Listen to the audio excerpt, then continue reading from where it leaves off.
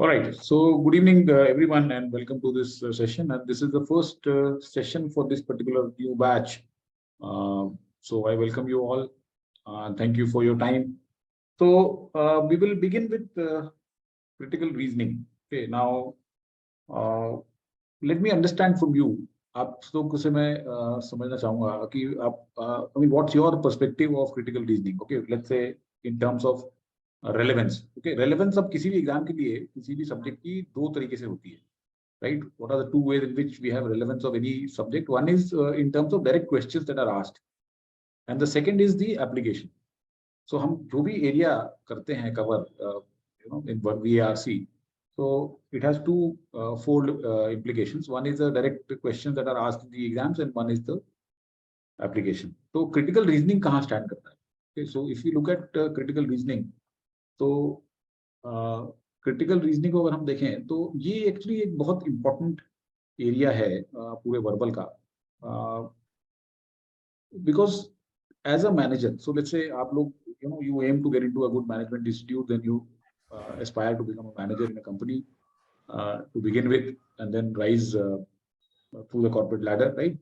So आपको आपके जो critical thinking, critical reasoning skills बहुत अच्छी होनी चाहिए. okay? सो अब उसमें होता क्या है, what are critical reasoning skills, वो अभी हम देखते हैं. So critical reasoning is important.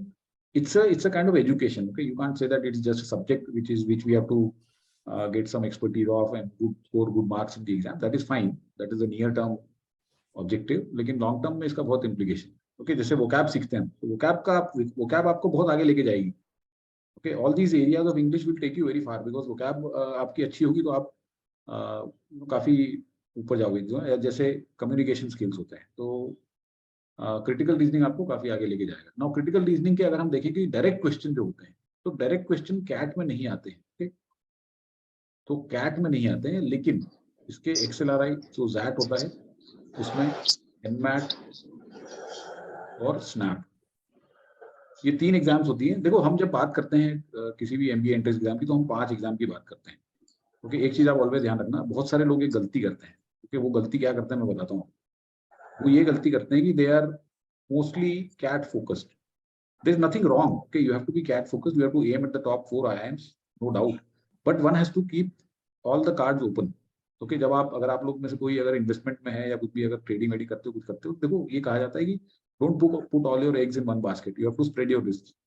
Cat जो है वो थोड़ी सी कई बार डाइसी हो जाती है. आप लोग पूछ सकते हैं कई लोगों से जिन्होंने कैट लास्ट ईयर दिया था. DILR सेक्शन जो है वो ट्विस्टर था एकदम, तो उसके कारण काफी अच्छे लोग जो थे वो भी बेचारे मुश्किल में आ गए थे, right? So we need to spread our risk. तो इसलिए हम इन 5 एग्जाम की बात करते हैं. ओके, इसमें जो भी टॉप कॉलेजेस हैं टॉप 20 में आते हैं. तो क्रिटिकल रीजनिंग जो है इसमें डायरेक्ट आता है, इसमें डायरेक्ट आता है और इसमें डायरेक्ट, सॉरी इसमें नहीं, इसमें. These 3 exams have got good number of critical reasoning questions. CAT में इसकी बहुत इंपॉर्टेंस है RC. ओके, अगर हम RC के क्वेश्चंस देखेंगे कैट की, तो most of those questions are critical reasoning based. So we have to definitely improve our skills to a great level in critical reasoning. तो ये तो हो गया डायरेक्ट और इनडायरेक्ट एप्लीकेशन. ओके, तो इसलिए क्रिटिकल रीजनिंग की रिलेवेंस बहुत ज्यादा है. ठीक है, क्योंकि कुछ लोगों को डाउट होता है कि क्रिटिकल रीजनिंग क्वेश्चन तो आते नहीं है, ये नहीं है, तो वो डायरेक्टली नहीं आते, लेकिन उसके बेसिस पे आपके बाकी क्वेश्चन बनते हैं. Okay, so that's the relevance. Now critical reasoning होता क्या है? So let me tell you that इसके क्वेश्चंस वो होते हैं जो आपकी स्किल्स टेस्ट करते हैं in the area of identifying the components of arguments. Now this is a very important term, argument. Making arguments, evaluating arguments. Generally हम ऐसा सोचते हैं आर्गुमेंट मतलब क्या होता है? आर्गुमेंट मतलब तू मैं कि दो लोगों के बीच में लड़ाई हो गई, argument. That is not the argument that we are talking about here. Okay, what is this argument? Anyone of you, what argument we are talking about here? What the author is saying, or what is the main main thing in that sentence. Argument मतलब basically होता है कि what the point that you are trying to drive. Okay, point that you are trying to drive. इसको हम अगर simple शब्दों में देखें तो इसको हम कंक्लूजन भी कह सकते हैं. तो अगर एक आर्गुमेंट है तो आर्गुमेंट का जो है वो, अब एक तरफ से आप उसको कंक्लूजन भी कह सकते हो और एक तरह से पूरा वो पैसेज भी कह सकते हो जो इसमें आता है. तो इस पूरे चीज को भी हम आर्गुमेंट कहते हैं, जिसके अंदर डिफरेंट सेंटेंसेस होते हैं. ओके, तो इसमें सेट ऑफ स्टेटमेंट्स होते हैं और उन स्टेटमेंट्स का एक पर्पज है, वो ये पर्पज है कि कुछ पॉइंट जो आप बताना चाह रहे हो, you are trying to convey something, you are trying to make a claim, okay, or you are trying to arrive at a conclusion. So this whole thing can be the argument, and your conclusion is also the argument. So इस तरह के question बहुत common है, आपने देखे होंगे, weakening the argument, strengthening the argument. Okay, तो उसका मतलब है कि आप कंक्लूजन क्या है उसका वो आइडेंटिफाई करो और उसके बाद में उसको वीकन करो या स्ट्रेंथन करो। तो अब एक आर्गुमेंट के डिफरेंट कंपोनेंट्स होते हैं। ओके, तो जैसे अगर हम अभी बात करेंगे तो सीआर का जो टिपिकल क्वेश्चन होता है उसमें 3 पार्ट होते हैं। एक स्टिमुलस होता है, स्टिमुलस मतलब जो पैराग्राफ दिया हो, जो पैसेज दिया हो, फिर एक क्वेश्चन होता है और फिर आंसर चॉइसेस। तो अगर एक सिंपल एग्जांपल देखें तो ये एक आर्गुमेंट है क्रिटिकल रीजनिंग का, जिसमें this part is called the stimulus, you can also call it an argument. Okay, you can also call it the argument, this whole thing also can be called as argument. अब इसके different components होते हैं, वो अभी हम देखते हैं क्या क्या कॉम्पोनेंट्स होते हैं। तो इसमें एक तो होता है कंक्लूजन। ओके, सो जैसे अभी यहाँ पे लिखा हुआ है consequently parents should buy an inexpensive. Let me read this. A child learning to play the piano will not succeed unless the child has an instrument at home on which to practice. तो ये कह रहा है भाई एक बच्चा जो है जिसको पियानो सीखना है, वो जब तक उसके घर पे पियानो नहीं होगा तब तक वो उसको सीखेगा नहीं। However, good quality pianos, whether new or second hand, are costly. लेकिन बड़े महंगे होते हैं यार पियानो, चाहे नया खरीदो या second hand. Buying one is justified only if the child has necessary talent and perseverance, which is precisely what one cannot know in advance.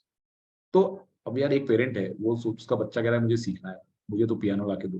तो अब पेरेंट सोच रहा है यार ये इसका कितना इंटरेस्ट है, हो सकता है 2 दिन बजाएगा उसके बाद छोड़ देगा, तो और दूसरा हो सकता है इसमें टैलेंट ना हो, तो whether I should make such an investment, तो ये एक चैलेंज होता है उसके लिए, राइट।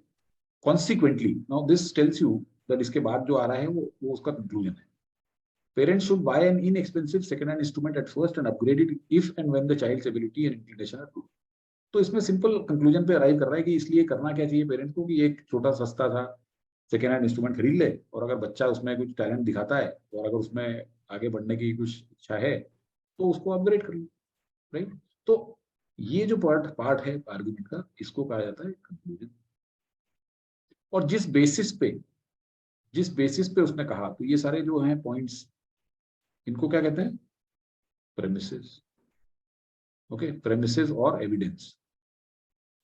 किस बेसिस पे आपने इस कंक्लूजन पे अराइव करना है।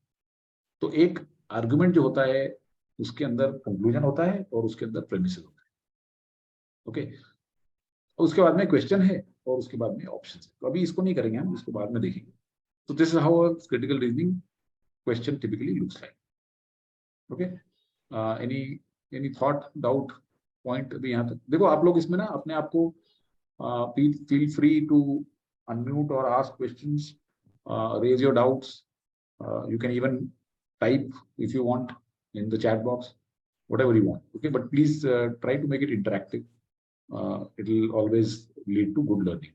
Okay, so this was just I just wanted to show you a typical argument, how it looks like, what are the various components of it.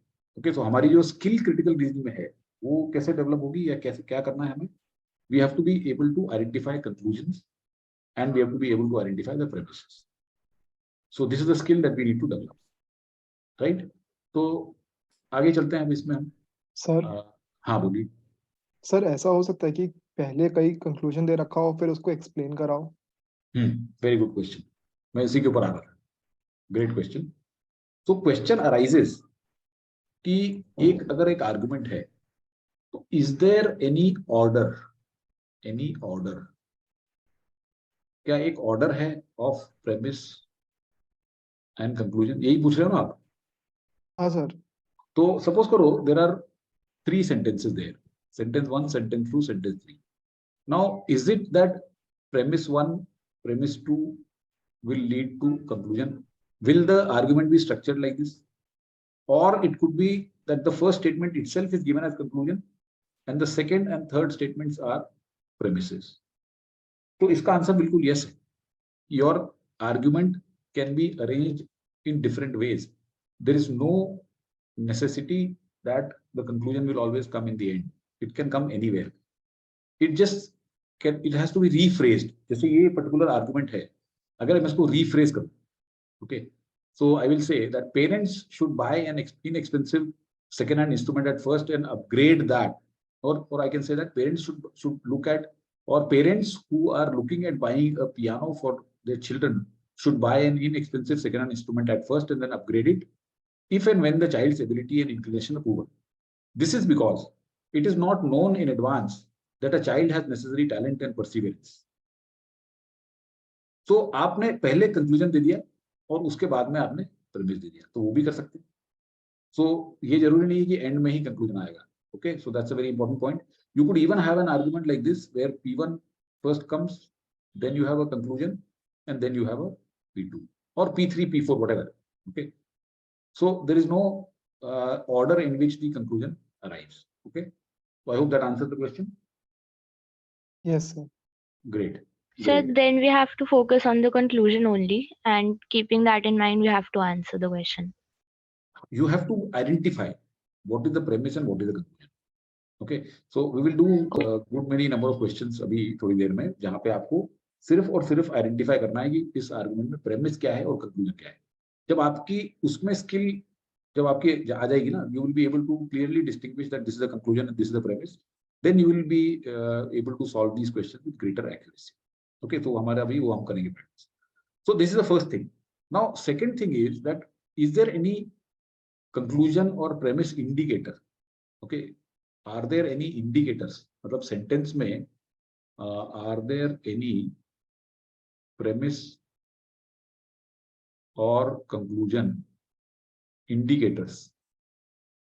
That means अगर कुछ ऐसा है क्या कि जिससे मुझे समझ में आए कि जो मुझे हिंट दे कि ये कंक्लूजन हो सकता है, तो yes, definitely there are. So if we look at this particular argument, अगर हम इस आर्गुमेंट को देखते हैं जो अभी हम डिस्कस कर रहे थे, तो इसमें आप देखो यहाँ पे क्या लिखा है इसमें, consequently. This tells you that what comes next should be the conclusion. तो अगर मैं लिख रहा हूं ऐसे और क्या क्या हो सकते हैं, what all can be the conclusion indicators generally जो हम यूज करते हैं. Therefore. Therefore, very good. Therefore, और तो consequently देख लिया हमने. Hence, very good. और however. नहीं, however is not a conclusion indicator. Thus, so, right? As a result, thereby,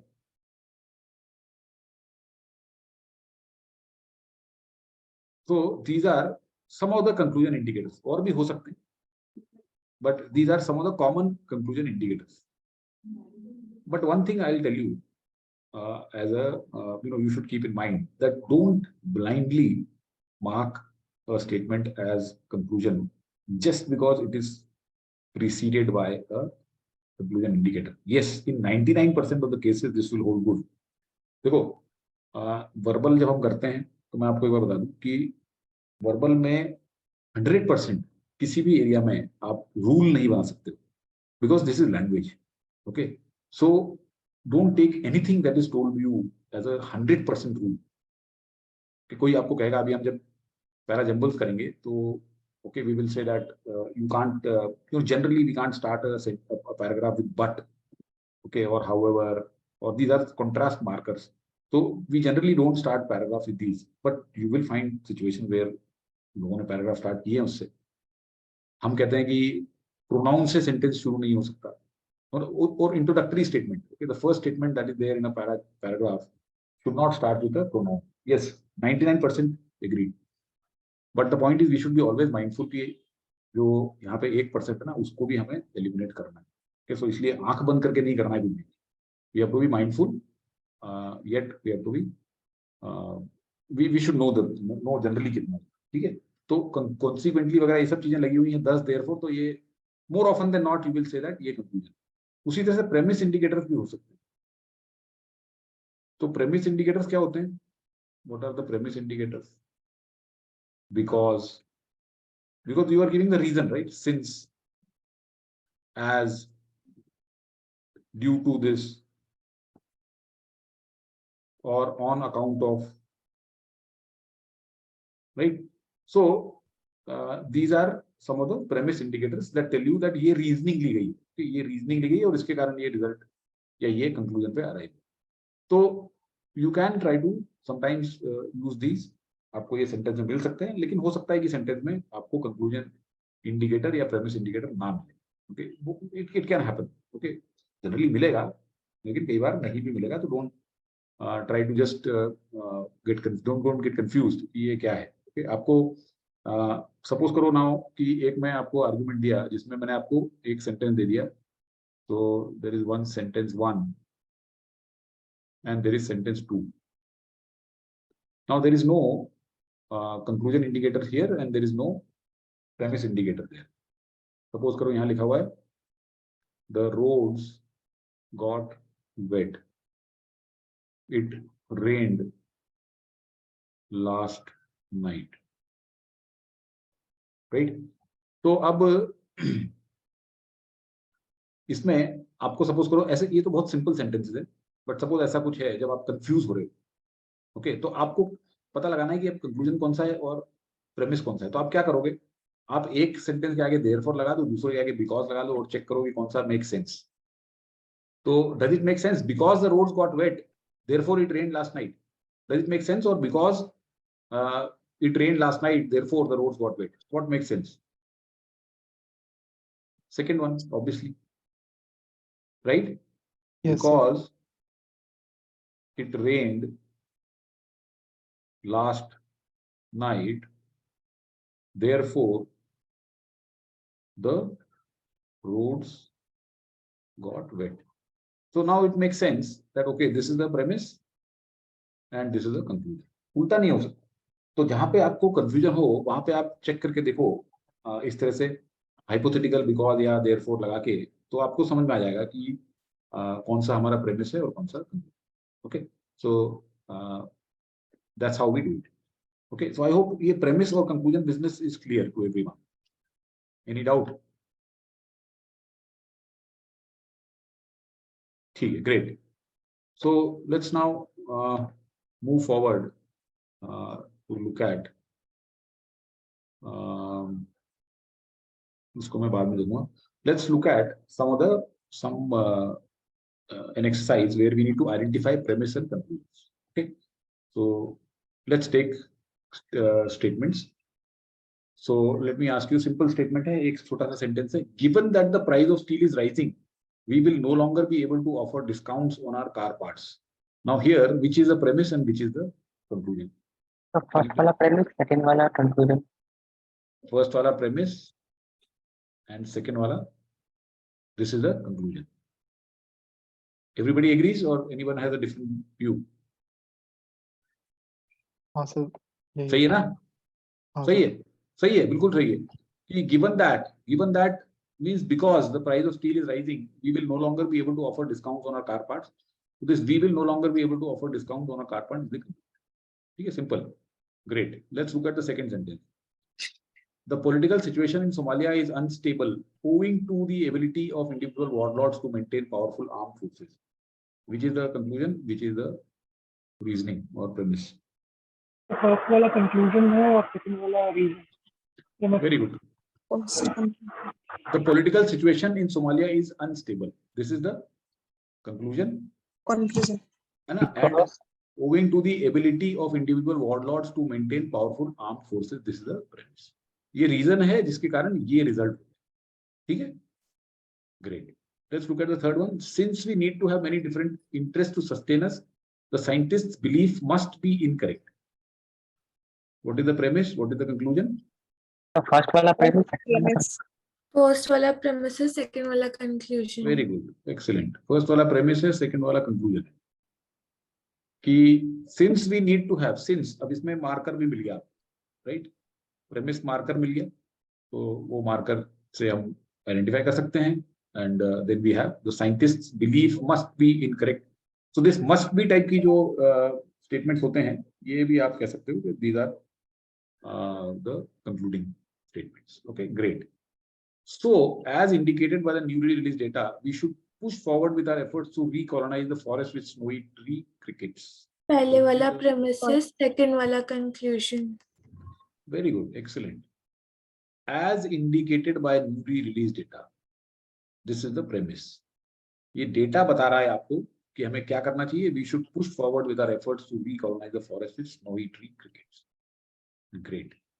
Now I'll give you half a minute. So please go through this fifth. I'll not read it out. Please read this and tell me which is the तो premise. First वाला conclusion है, second वाला जो है premise है। Yes, yes, sir. एक sir, minute first वाला ये आधा मिनट देने दो.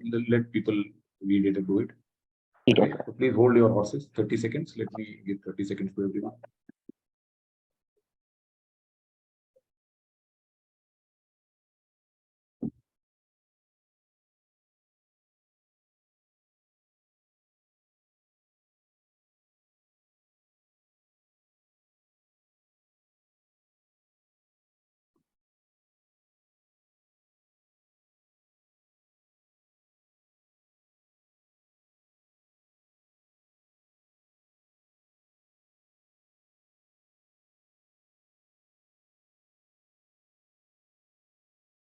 Yes. पहले वाला conclusion, second वाला premises. पहले वाला means what is the statement? Please read out the statement. What you Television say. has a harmful effect on society. Very good. Excellent. Television has a harmful effect on society. This is the conclusion. This can be seen from the poor school performance of children who watch significant amount of television and from the fact that children who watch more than 6 hours tend to read less. Now there are two premises here, right? So he said that this can be seen. The reasoning is that poor school performance of children who watch this and children who watch this tend to read less. So therefore, we can conclude that television has a harmful effect on society. Great. Any doubt, anyone? किसी को doubt तो नहीं है इसमें? Fantastic. Great. Let me now go and make the task a little more difficult. Of course, little more. I'm not saying it is extremely difficult, but थोड़े से बड़े argument देखेंगे. So let me give you, let's say, 5 minutes, and we'll be able to do these 5 questions. और 5 minutes ज़्यादा है. 3 minutes देता हूँ पहले. नहीं 5 minutes ले लेते. Take 5 minutes and do these 5 questions. Okay, you have to identify the premise and the conclusion. Okay, so please go ahead. 5 minute की टाइमर सेट करता हूँ.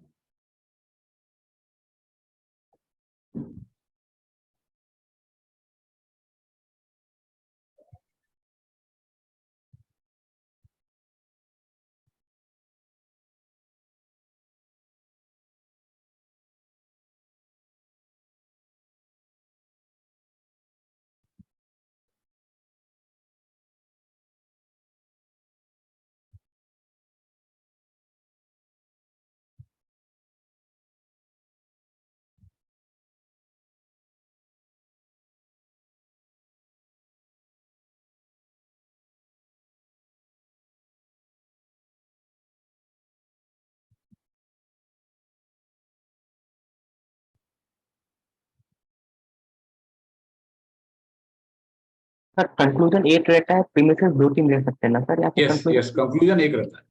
Yes.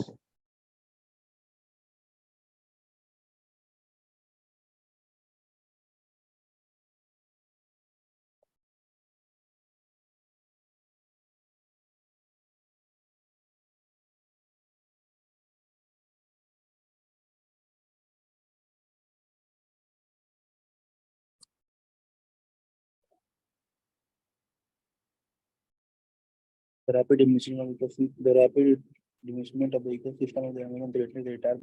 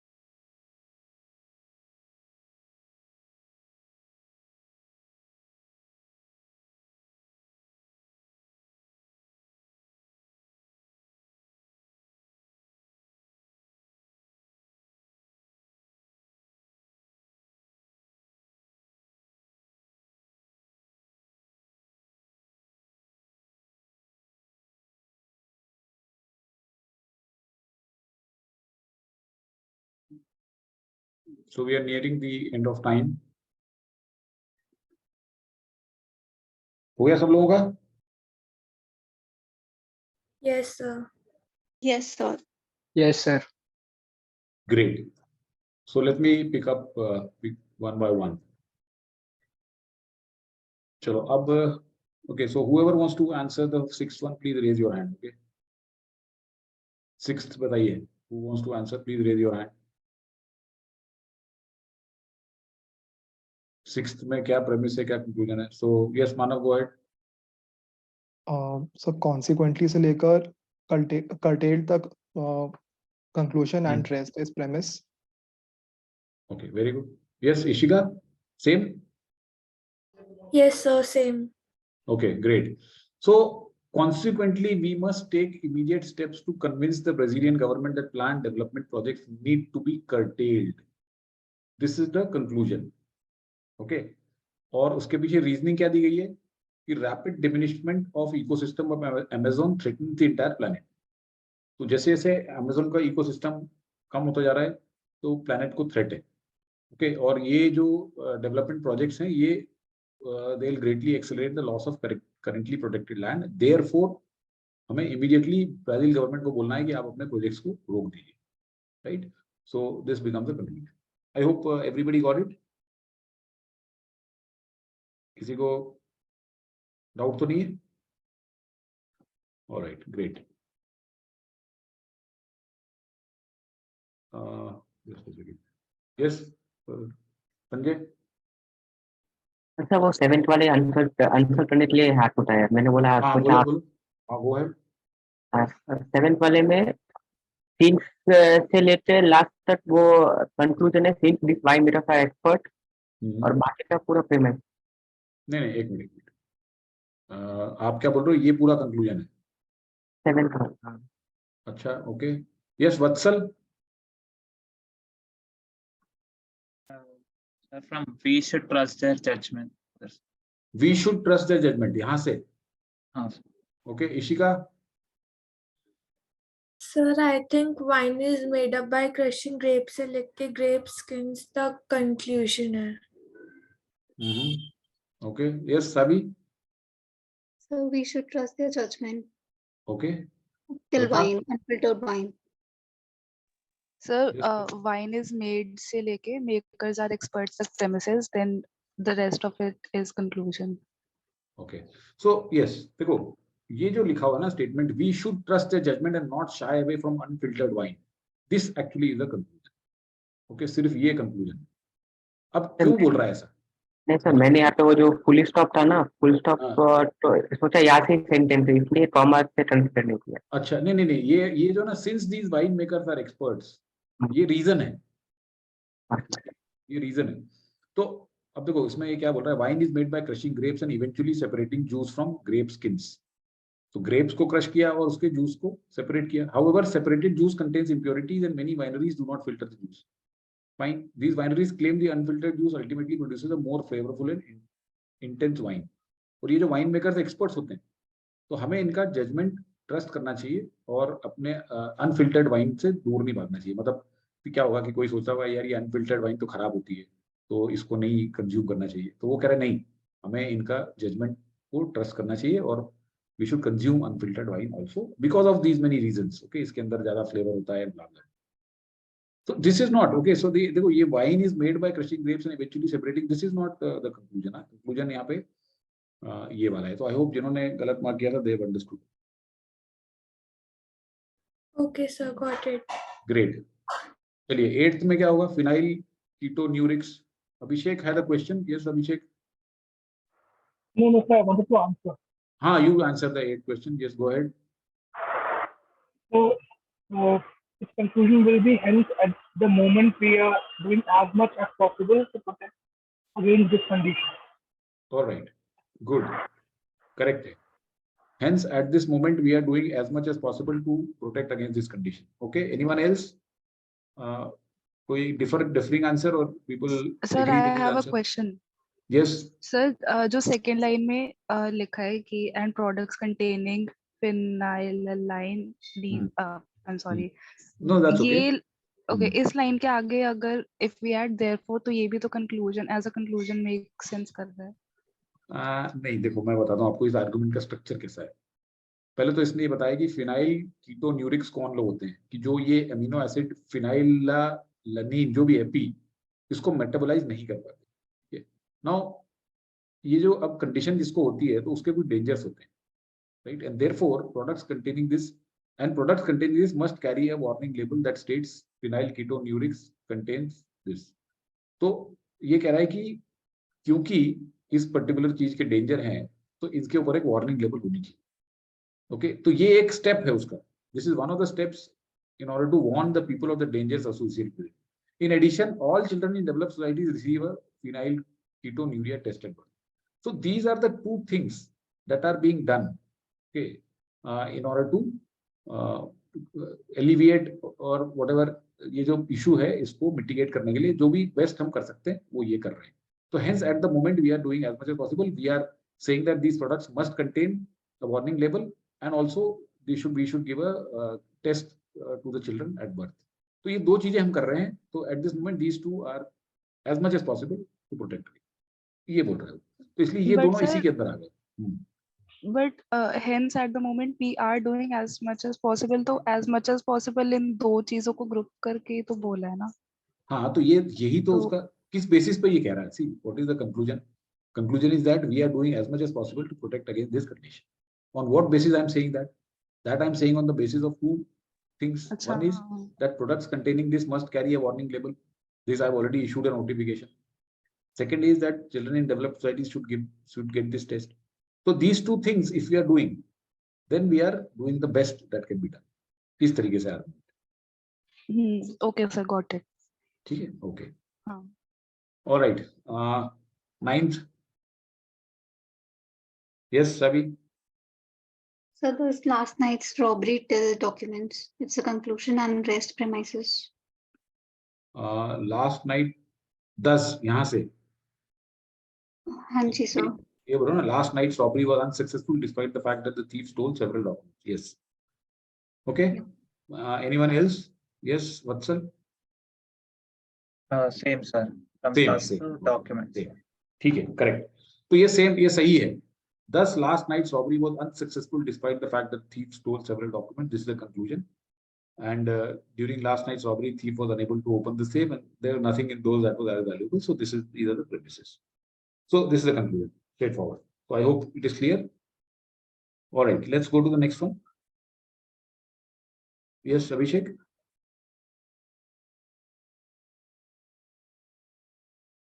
Okay, Vatsal. Sir, last sentence, sir. From this contradictory opinions, we see that experts. Okay, Ishika. So we see that से लेके once health तक We see conclusion. that. Yes, yes. देखो इसमें ये नहीं है. This is not a part of the conclusion. Conclusion is that we see that experts, or rather ये भी नहीं है. ये conclusion है इसका कि experts are useless for guiding one's decision about health. Okay, this is the conclusion. Experts are useless for guiding one's decision about one's health. मैं किस basis पे बोल रहा हूँ? क्योंकि every year new reports appear concerning this. One year the article claimed coffee is dangerous. Another year article says coffee has benefits. तो ये contradictory opinions हैं. Therefore, experts are useless for guiding one's decisions about health. So this becomes a conclusion. All right. Yes. तो So अभी एक बार 8th वाले का conclusion फिर से बता दो. hence at the moment we are doing as much as possible to protect against this condition. Okay, ये conclusion है इसका कि हम आज की तारीख में जितना करना है कर सकते हैं इस कंडीशन से प्रोटेक्ट करने के लिए वो कर रहे हैं. और एक डाउट पूछना था, जैसे यहाँ पे फ्रॉम पिछले 10th वाले में फ्रॉम दिस कॉन्ट्रेडिक्टरी ऑप्शन से अगर कंक्लूजन लिया होता है या फिर बी सी दैट भी कंक्लूजन में इंक्लूड करा होता तो क्या सर गलत हो जाता है या नहीं, ये नहीं ले सकते. ये नहीं ले सकते. This is a part of the premise. ये नहीं ले बी सी ले सकते हैं ना वीसी ले सकते हो. वीसी ले सकते हो. That's okay. ठीक है. ठीक है. ओके. Okay, so अभी now I'll just I'll not go to DM. मैं आपको homework में दूंगा. Okay, because I've already मुझे अब जो एक दो करने हैं आपको एक okay, let me give you now the 17 questions, 17th and 18th. Okay, so 17th and 18th are two questions that we need to do. So please take 3 minutes. Maybe you can take 3 minutes and try to identify the conclusion in these two.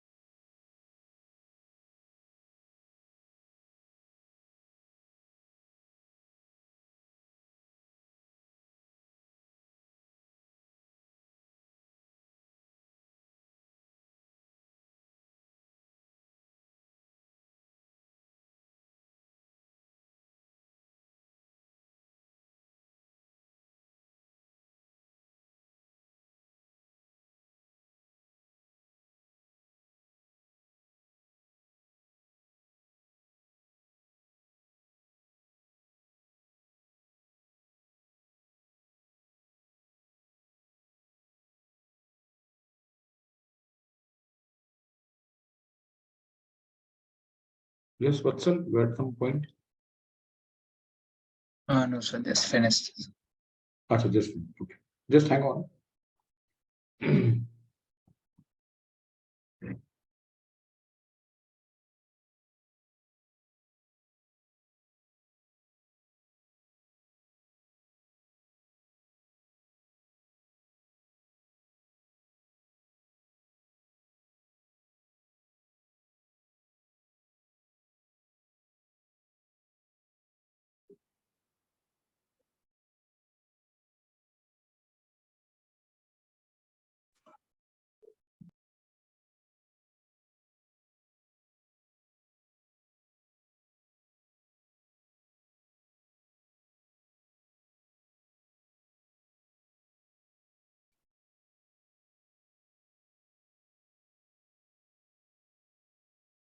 Yes, हो गया क्या सबका?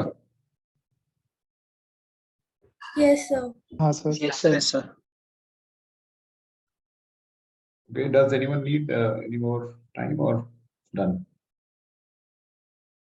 चलो ठीक है, तो who will want to answer the 17th question? Yes, Vatsal. Sir, the two companies claim that similarities are coincidental till same problem. Okay. Yes, Sejal. Sir, I guess it is the similarities are too fundamental to be mere coincidence. It's Okay. third line. Okay. Abhishek. The same. कौन सा? Similarities are too fundamental. Manav. Similarities are the same, sir. Sir, according to me, the conclusion, the similarities too, however. Okay. Pratha. Same as Manav sir, the similarities से Okay. लेके mere coincidence. Okay. Ishika.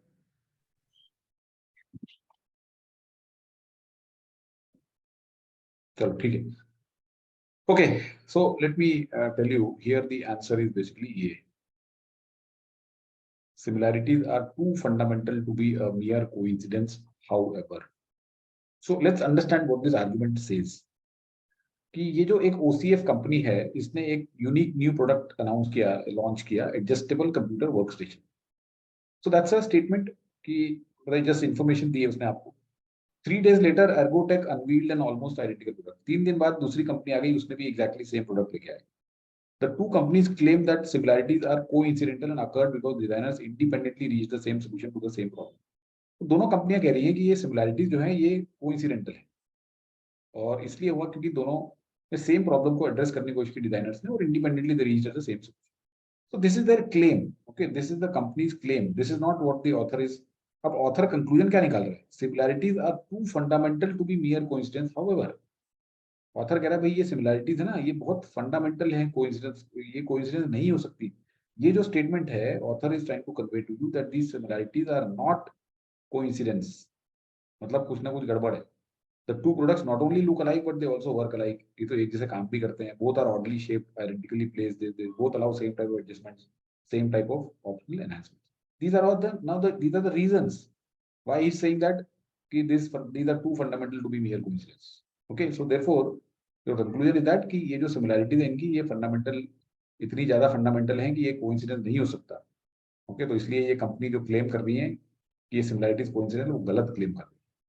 Okay, therefore, the conclusion is this one. I hope it's clear to everyone. किसी को argument ना समझ में आया हो तो पूछ लीजिए. मैंने तो पूरी claim that similarities से उसको conclusion तो पूरा समझा दिया उसका.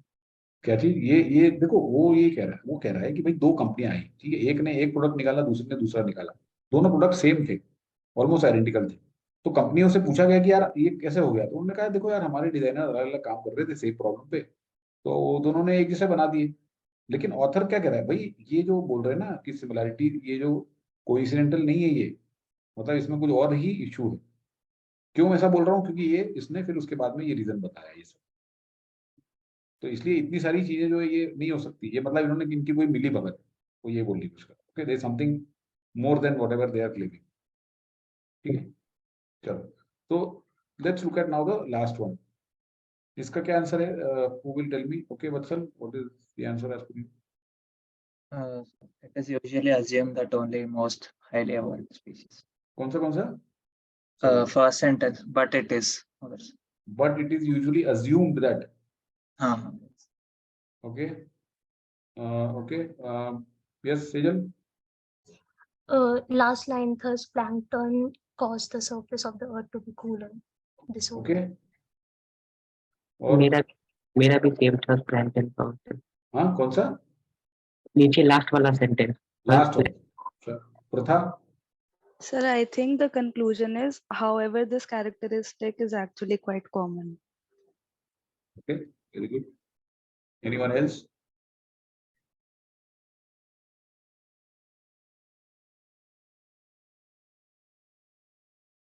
क्या हुआ? I guess Earth absorbs less heat.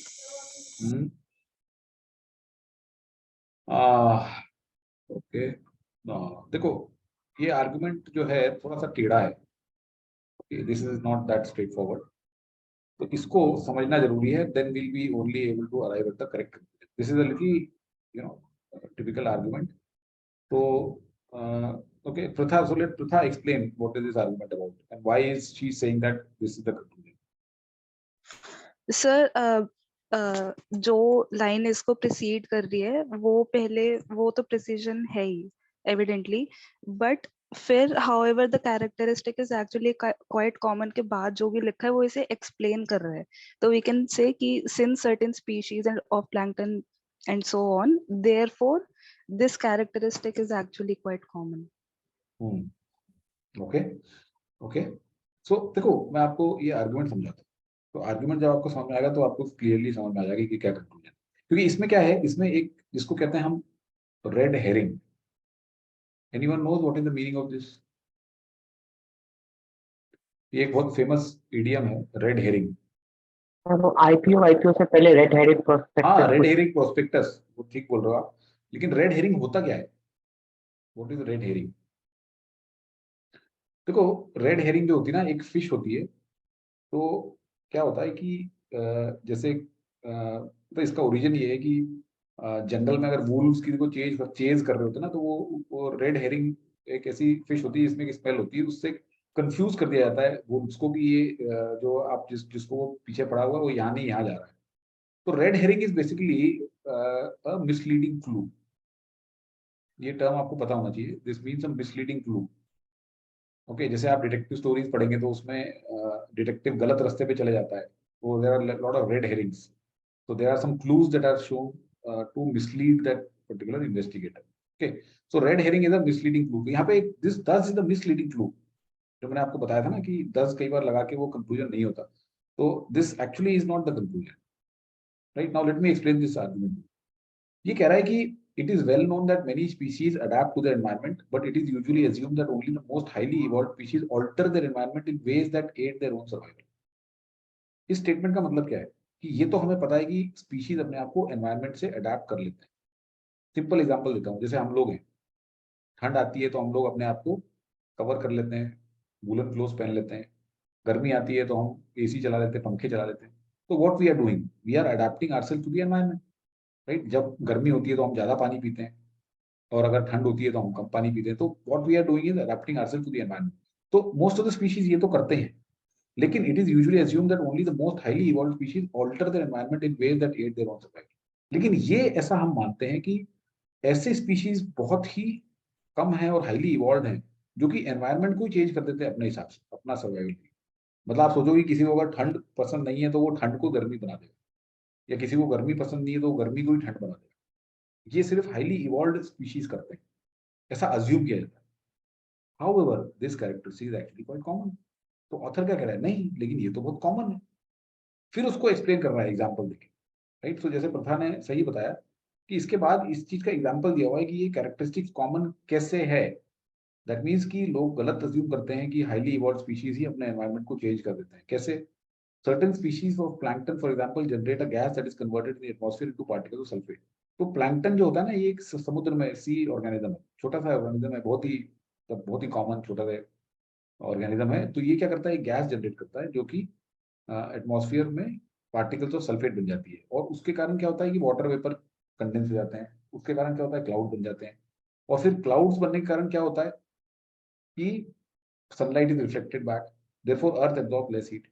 तो आप देखो हुआ क्या, इस बेचारे छोटे से प्राणी ने गैस जनरेट करी जिसके कारण क्लाउड आ गए और सनलाइट रिफ्लेक्ट हो गई और अर्थ एब्जॉर्ब लेस हीट, तो अर्थ कूलर हो गई. That mean this fellow has altered the environment, isn't it? Thus plankton cause the surface of earth to be cooler and this benefits the plankton. वो उसका example है. मतलब ये 10 जो है ये इस चीज को एक्सप्लेन कर रहा है कि how the earth becomes cooler. Okay, तो ये इसने एज एन एग्जांपल लिया है कि this characteristic is actually quite common because ये प्लैंकटन जो है ये तो बहुत ही कॉमन टाइप का species, it he is not a highly evolved species. Okay, so therefore this particular statement was used to challenge this particular assumption and therefore this becomes a थोड़ा सा ये था difficult to interpret. but I hope now you realized why it is the conclusion. Alright, great. तो ये हमने exercise करी अभी जिसमें कि the whole objective was to tell you कि आपको एक जब आप आर्गुमेंट पढ़ते हो, ठीक है, whether that argument is in the form of an RC or it is in the form of a critical reasoning, your endeavor should be to split it into premises क्या है और conclusion. मतलब author actually क्या बोलना चाह रहा है. See, conclusion मतलब क्या है कि उसका point. तो इस पर्टिकुलर आर्गुमेंट के थ्रू या पैसेज के थ्रू आपको ये बताना चाह रहा है कि ये जो कैरेक्टरिस्टिक है ऑल्टर करने का एनवायरनमेंट को, ये बहुत कॉमन है. ठीक. Yes Vatsal, you had some point. Yes, sir. Sir, I had a doubt. So Okay. actually, can we say like conclusion like is similar to summary? नहीं, conclusion is not similar to summary. नहीं, ये summary नहीं कह सकते उसको. आप ये कह सकते हो conclusion is the point that you are trying to drive. Suppose you are working as a manager. Okay, now you have been given targets. Suppose आप sales manager और आपके नीचे there are 4 sales representatives and you have been given certain targets. Now you realize, okay, that whatever targets you've been given for whatever reason, you will not be able to accomplish those using those 4 representatives. आपको और चाहिए लोग.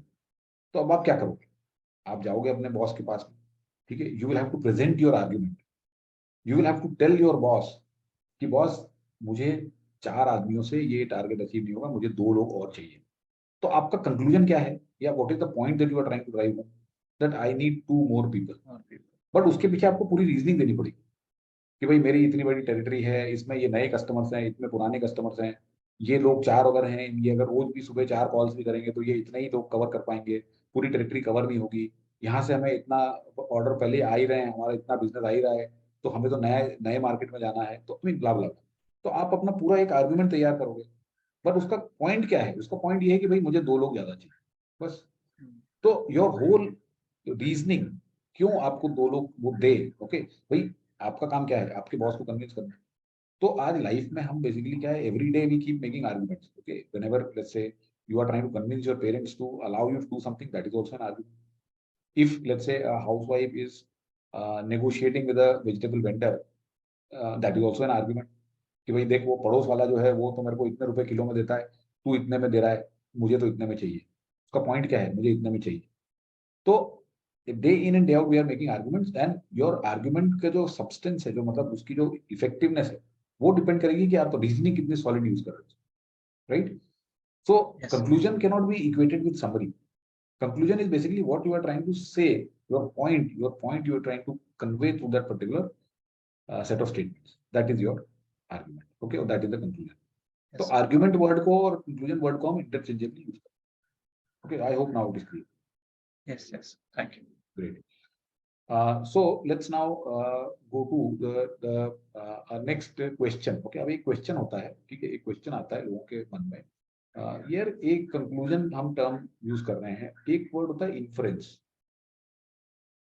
दोनों में क्या फर्क है? क्या फर्क है दोनों में? क्या कोई टेंजिबल डिफरेंस है या दोनों ओवरलैपिंग है?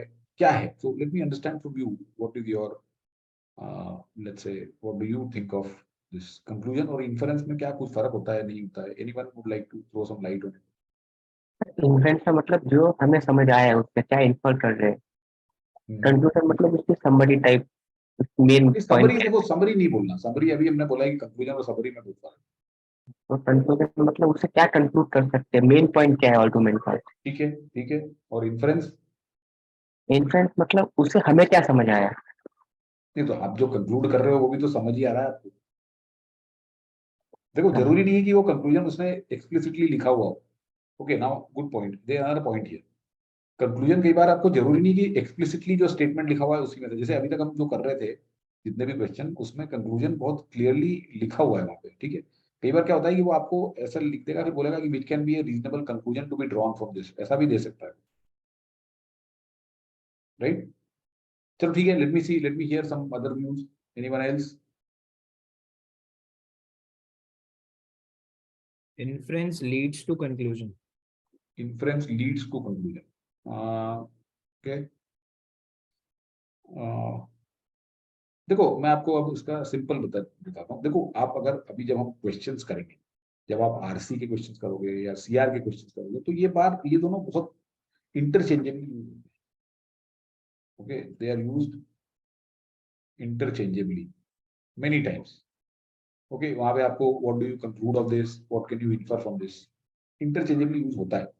लेकिन अगर आप मुझसे इसका एग्जैक्ट टेक्निकल डिफरेंस पूछोगे तो मैं आपको ये बताऊंगा। देखो, मेरे पास में अगर सपोज करो 3 प्रेमिस है, एक प्रेमिस ये हो गया, दूसरा ये हो गया, तीसरा ये हो गया, तो ये तीनों को मिला के जो मेरा निकलेगा एक conclusion, that means the next logical step.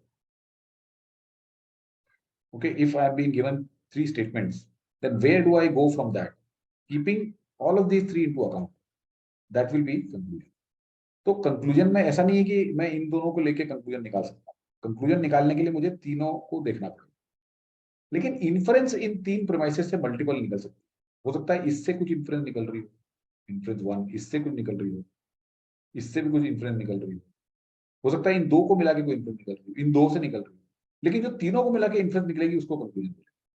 तो you can say that inference is a superset and conclusion is a subset. This is the conclusion, this is the inference. That means there can be multiple inferences out of any given set of statements. However, there will be only one conclusion. That means उन सारे premises को जब हम इकट्ठा करके next step देखते हैं तो उसको हम conclusion कहते हैं। So this is a technical difference. लेकिन आपको अभी बहुत ज्यादा इसमें घुसना नहीं है और अपने दिमाग के ऊपर लोड नहीं डालना है। आप सिर्फ ये समझ लो कि वो उसने कंक्लूजन निकालने को बोला है, इन्फरेंस, तो आप ये समझ लो आप क्या उससे समझ रहे हो, what is your understanding of the whole thing, that is what he is asking. Okay, और हम जैसे जैसे जाते जाएंगे तो थोड़ा सा और इसमें क्लियर करते जाएंगे जो डिफरेंसेस ऑफ शेड जहां जहां पे होगा। But right now just keep this much in mind. Okay, इससे ज्यादा दिमाग को जोर देने की जरूरत है। ठीक है, अभी now दोनों तो सेम ही मान ले, क्या चीज? अभी के लिए मतलब दोनों सेम ही है लगभग। अभी के लिए दोनों सेम मान लो। ठीक है, अब एक चीज आपको ध्यान रखनी है कि अगर सपोज करो आपको कुछ यहाँ पे स्टेटमेंट दिए हुए 3 और आपको बोला है कि इससे क्या कंक्लूजन निकालेगा, सपोज 1 2 3 4 ऑप्शन दे दिया, या इससे क्या इंफरेंस निकलेगी, वो आपसे पूछेगा कि भाई ये 3 को अगर देखेंगे तो what can be the conclusion और what can be the inference out of these. तो एक चीज ध्यान रखना आपको कि एक होता है मस्ट बी ट्रू और एक होता है मे बी ट्रू। तो हमारा जो कंक्लूजन और इंफरेंस है वो मे बी ट्रू नहीं होगा, it has to be must be true. मतलब कि जो ये दिया हुआ है इससे 100% सपोर्टेड होना चाहिए जो भी आप आंसर चूज कर रहे हो। मतलब ये नहीं होना चाहिए कि वो शायद हो सकता है, शायद नहीं, क्या ये जो लिखा हुआ है यहाँ पे इसके बेसिस पे आप इसको 100% बोल सकते हो कि ये है, तभी वो आप मानो मार्क करोगे। तो कंक्लूजन और inference does not mean may be true, it means must be true. ये चीज ध्यान में रखनी है। ठीक है, इसको अभी हम क्वेश्चन करेंगे तो आपको समझ में आएगा। Now let me give you a very simple statement and let's see whether you understand आप इससे क्या कंक्लूजन निकालना। तो एक स्टेटमेंट दिया है मैंने, the minimum voting age for males in district X is 18 years. अब आपको करना क्या है कि ये 5 स्टेटमेंट पढ़ने हैं और इसमें से करेक्ट कंक्लूजन और कंक्लूजन बताने हैं। हो सकता है इसमें 5 करेक्ट हो सकता है 4 करेक्ट हो सकता है 3 हो सकता है 2 हो सकता है 1 और हो सकता हो भी ना, एक भी नहीं। तो please read this, take a minute. इस स्टेटमेंट के बेसिस पे आप इसमें से कौन कौन से स्टेटमेंट्स कंक्लूड कर सकते हो या इंफर कर सकते हो, please mark. Okay, so take a minute. ये बड़ा इंटरेस्टिंग है, इसमें बड़े अच्छे अच्छे अलग अलग व्यूज आते हैं।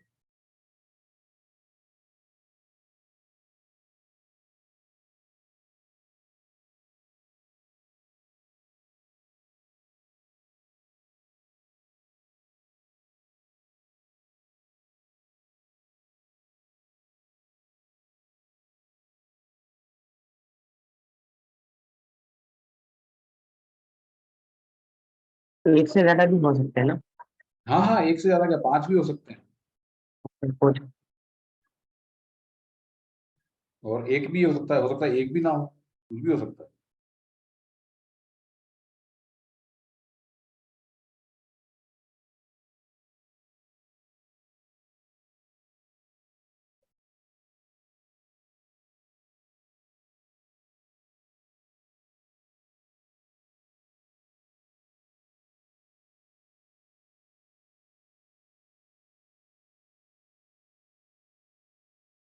4 yes sir. Okay, let me see, सबका हो गया क्या?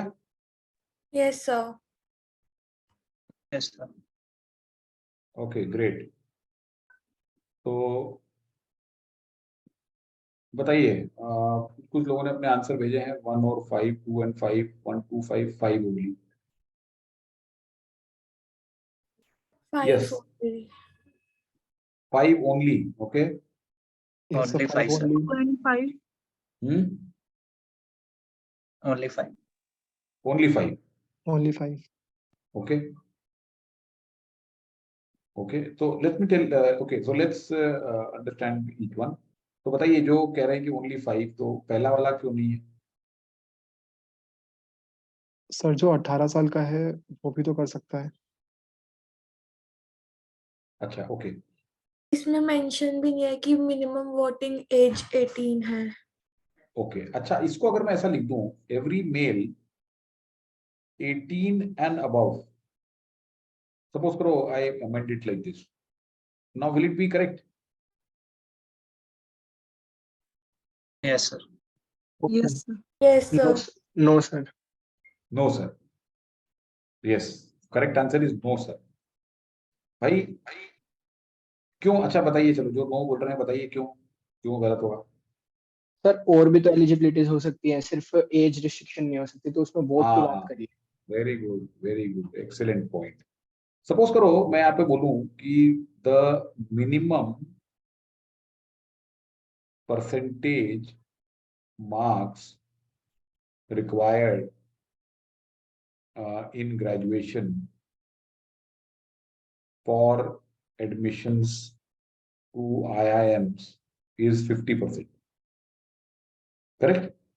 तो अब मैं अगर बोलूं कि every student who has 50% and above will get admission in IIMs या can get admission in IIMs, तो ये सही है क्या? No. नहीं है ना, क्योंकि वो तो एक कंडीशन है, that is not the only condition, this is one of the conditions. Correct? तो इसलिए ये ठीक नहीं है। Someone who is not 18 cannot vote in district, इसमें क्या गड़बड़ है? भाई not 18 मतलब 19 भी है, राइट? और 18 से बड़ा है तो ये भी गलत है। अब mail who is not 18 cannot vote, इसमें क्या दिक्कत है? अगेन सेम, तो कर सकते हैं ना। इसमें देखो संबंध, पहली बात तो ये कि संबंध आ गया तो ये इसलिए भी गलत हो गया, यहाँ पे मेल्स की बात होगी। मेल की बात करते हैं। दूसरा, मेल हु इज नॉट 18 मतलब मेल अगर 19 का है तो फिर तो गलत हो गया ना। ये नॉट 18 मीन 17 भी, नॉट 18 मीन 19 भी, तो this is also wrong. What about fourth?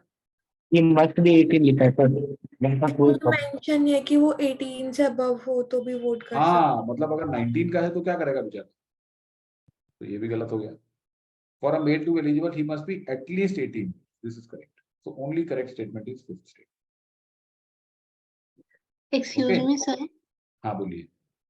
Sir first statement में हम मतलब कंक्लूड तो कर ही सकते हैं ना, फर्स्ट वाली मतलब जो हमें स्टेटमेंट गिवन है, क्या? तो हमें मतलब जैसे मिनिमम वोटिंग एज गिवन है मतलब, तो हमको मतलब और क्राइटेरियाज जब गिवन नहीं है तो हम वही तो एक सिंगल क्राइटेरिया कंसिडर तो करके ऐसा कहीं लिखा हुआ है क्या कि this is the only criteria?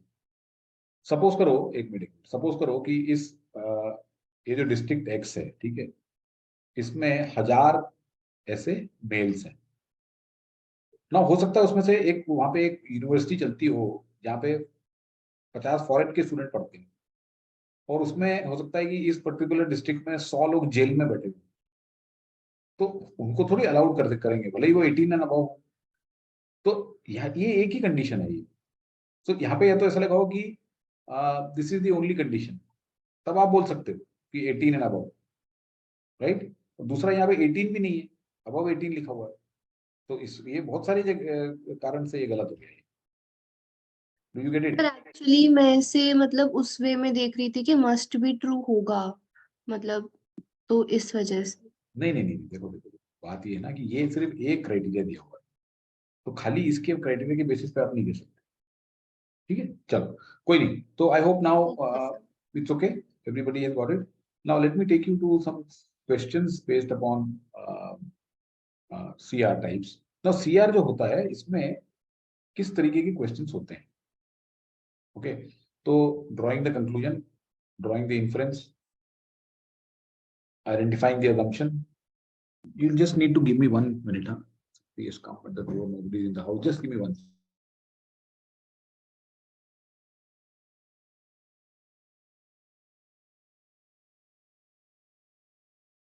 Sorry.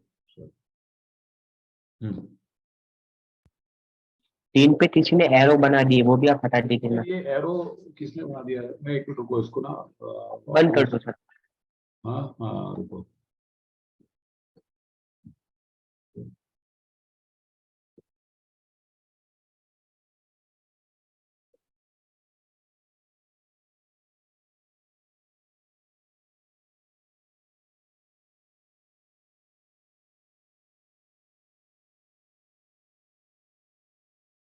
Alright, तो देखिए इसमें drawing the conclusion, drawing the inference, these are the common type of questions. Identifying the assumption, ये अजम्पशन क्या होता है ये हम देखते हैं थोड़ी देर। स्ट्रेंथनिंग वीकनिंग, ये बहुत कॉमन है। ओके, आप अगर कैट की आरसी देखेंगे तो उसमें भरे पड़े रहते हैं, आधे से ज्यादा क्वेश्चन स्ट्रेंथनिंग वीकनिंग के आते हैं। Then you have other types of questions also. Identifying the flaw in reasoning, क्या होता है कि हमारे जो आर्ग्यूमेंट्स होते हैं, ये आर्ग्यूमेंट्स जरूरी नहीं कि वैलिड हो हर बार। Okay, you can have invalid arguments also. Okay, there are very great many flaws in our reasoning that can make our arguments flawed. Okay, तो वो हम देखेंगे, पूरा सेशन डिवोट करेंगे। पैरेलल रीजनिंग होता है कि पैरेलल रीजनिंग में similar type of reasoning. Resolving the paradox, paradox मतलब बेसिकली दो कॉन्ट्रडिक्टरी चीजें एक साथ हो रही हैं जो नहीं होनी चाहिए, तो why are they happening together, what is the reason behind it, that we explore in resolve the paradox kind of argument. Then you have evaluating the arguments, तो आर्गुमेंट को हम इवैल्यूएट करते हैं। बोल्ड फेस, इसमें क्या होता है, argument के दो पार्ट्स को या दो सेंटेंसेस को बोल्ड कर देते हैं, and then they ask that what is the relation between these two. Okay, either one is the premise और वन इज द कंक्लूजन और one is the cause of something, तो ऐसा अलग अलग क्वेश्चन बनते हैं। And then you have paragraph completion wherein you have the last statement remove, and then they ask you what statement will complete this paragraph. इस तरह से questions हैं, ये कॉमन नहीं है कैट में, इस तरह के क्वेश्चन ज्यादा कॉमन नहीं है कैट में। ये 5 ये टाइप के जो 4 क्वेश्चन है, ये सबसे ज्यादा common. Okay, so most of our discussions will focus on these. So let's now do some simple questions based on conclusion and inference, and as I said, must be true. Okay, ये जो हैं वो आपको 100% true होने चाहिए। So let us look at some of the questions. So please take a minute and read this and see if you can answer this. इसमें आपको करना क्या है, ये एक स्टेटमेंट दिया हुआ है, इसके बेसिस पे 2 कंक्लूजन निकाले उसमें, तो आपको इसमें से बताना है कि खाली एक इन्फर करेंगे, खाली दूसरा, या ईदर 1 और 2 और नीदर 1 और 2 और बोथ 1 और 2 करके। So just try it out.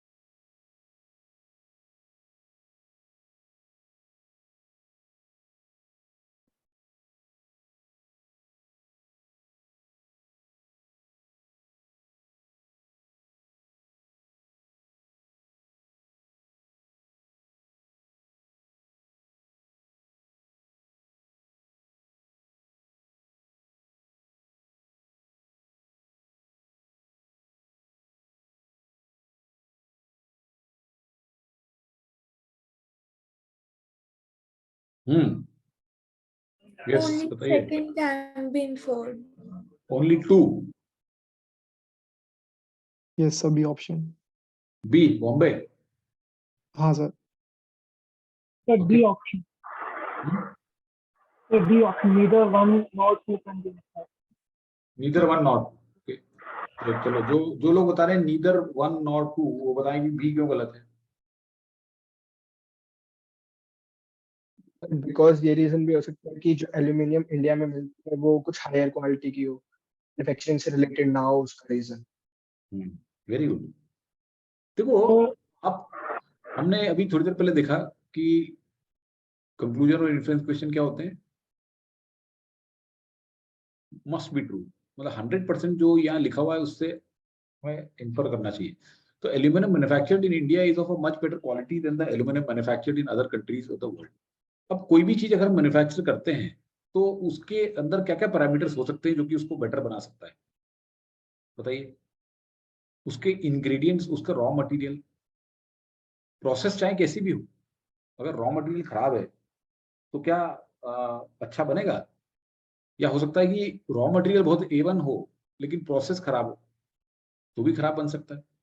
There could be other factors also. Okay, हो सकता है कि जो मैन्युफैक्चरिंग की प्रोसेस है उसमें जो मैन्युफैक्चरिंग जो स्किल लगती है वो स्किल खराब हो लोगों के पास, वो स्किल ना हो, कुछ भी। See, technology, we don't know, right? Technology, correct.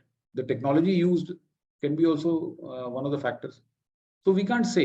तो इसलिए अगर हम बोल रहे हैं ह्यूज प्रॉफिट, ये तो बिल्कुल ही वी कैन नॉट इन्फर, यहाँ पे कोई बात ही नहीं हुई प्रॉफिट की, प्रॉफिट की बात ही नहीं होती ना है ना? सर। दूसरा बोल रहा है manufacturing process employed by this contributes to, we can't say that whether it is the manufacturing process or it is raw material or it is the skill of people or whatever it is, we can't say. So therefore neither can be inferred. ये नहीं कर सकते, please be careful, okay? सो भी नहीं करेंगे हम।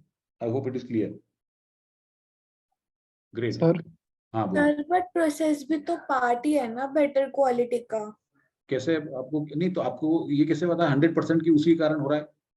देखो, आपको कंक्लूजन क्या ड्राइव करना है? The manufacturing process employed by this contributes to it better quality. अच्छा, अगर मुझे इस स्टेटमेंट को करेक्ट इन्फ्रेंस बनाना हो तो बना सकता हूँ मैं, क्या चेंज करना पड़ेगा? Can anyone tell me? I can actually make this to be a correct inference, but I have to make some changes to this statement. What is that change? The manufacturing process is one of the कैसा कुछ नहीं, manufacturing Munni लगा process they. employed by aluminum manufacturer might be contributing. might be. अगर मैं बोलूं might be, right? और मैं लिख दूं कि manufacturing process could be one of the factors that contributes to its better quality, तो स्टेटमेंट सही हो जाएगा ना? तो आप एक चीज समझो कि आप एक चीज बोल रहे हो कंक्लूसिवली, और एक चीज आप बोल रहे हो, मतलब एक बोल रहे हो आप डंके की चोट पे सर्टेनिटी से, और एक चीज बोल रहे हो आप पॉसिबिलिटी से। तो पॉसिबिलिटी अगर है वहां पे तो आप उसको सर्टेनिटी नहीं बना सकते, ठीक है? कोई अगर सपोज करो कि कोई स्टूडेंट 100% ले आया, तो आप क्या कह सकते हो कि दैट स्टूडेंट हैज जॉइंड की संदीप सिंगल्स VRC क्लासेस? जरूरी नहीं ना, it might be. Do you agree और नॉट? Yes. ये शताक्षी आ गया समझ में आपको? Yes sir. ग्रेट। सर अगर ओनली भी होता तो भी होता ना, अगर ओनली वही फैक्टर होता तो? नहीं, अगर वहां पे लिखा होता कहीं पे, देखो आपको ये स्टेटमेंट पढ़ना है और इससे समझना है कि क्या क्या हम इससे 100% इन्फर कर सकते हैं। अगर वहां पे लिखा होता कि ओनली है तो ओनली है, तो वो ओनली भी फिर होना चाहिए ना सपोर्ट। जो भी आप यहाँ पे कर रहे हो उसको सपोर्ट होना चाहिए स्टेटमेंट से, बस ये देखो आप। मतलब इन्फॉर करने के लिए 100% मस्ट होना चाहिए। यस, 100%, 100%, बिल्कुल सही कहा आपने। Okay, let's go to this one. Please take a minute, do this.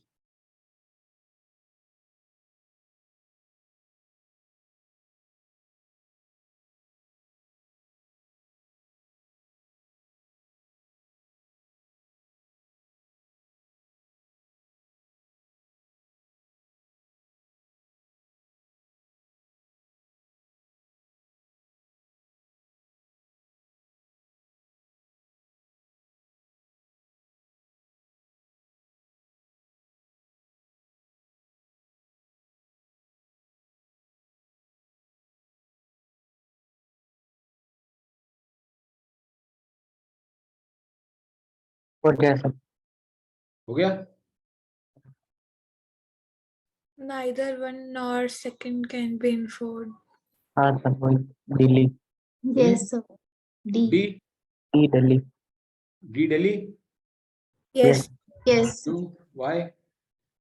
देखो देखो, इनके 198 रन बने, उसमें से 100 रन बनाए ऑलराउंडर्स ने, तो ये आधे से ज्यादा रन बनाए ऑलराउंडर ने। तो can we say that more than half of the team consist of allrounders?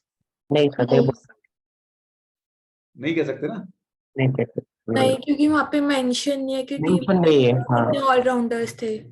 भाई देखो, हो सकता है एक ही ऑलराउंडर उसने 100 रन बना दिए, आप हमें क्या पता? अच्छा। और या फिर हो सकता है कि सारे के सारे ऑलराउंडर, हमें कुछ भी नहीं पता है। और most of the allrounder for spinners, ऐसा कहाँ लिखा हुआ है कि स्पिनर नहीं। स्पिनर या फास्ट बॉलर या क्या है, तो इसलिए करेक्ट आंसर है neither. Very good, I hope it is clear. Let's go Yes. To the third.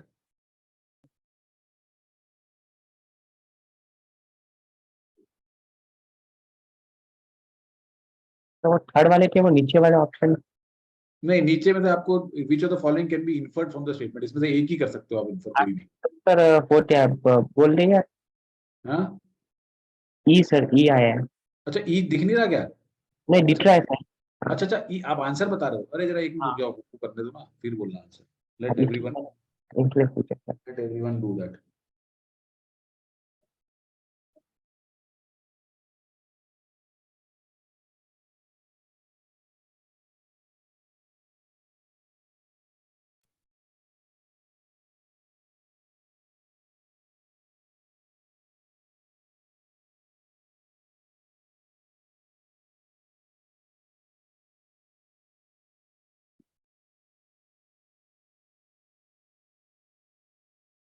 हाँ जी, सी होगा।